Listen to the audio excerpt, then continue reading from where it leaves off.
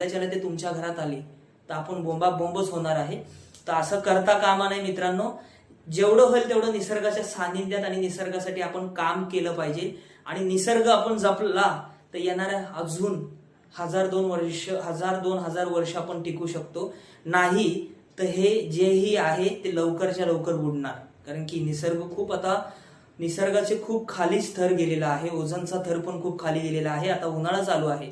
उन्हाळ्याचा जो ओझोनचा थर असतो तो ऊन डायरेक्ट आपल्या अंगावर येतो. खूप अंगाची लाय होते आणि त्यामुळे लवकर मे मध्ये पाऊस पडतो. त्यानंतर जून मध्ये पडायला पाहिजे तर मे मध्ये पडतो.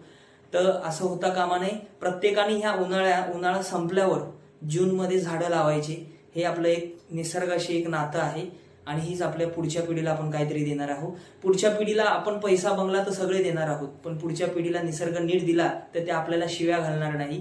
आवडली तर शेअर करा, हृदयापासून लाईक करा आणि मला प्रोत्साहन देण्यासाठी सबस्क्राईबचं बटन नक्की दाबा. Thank you so much.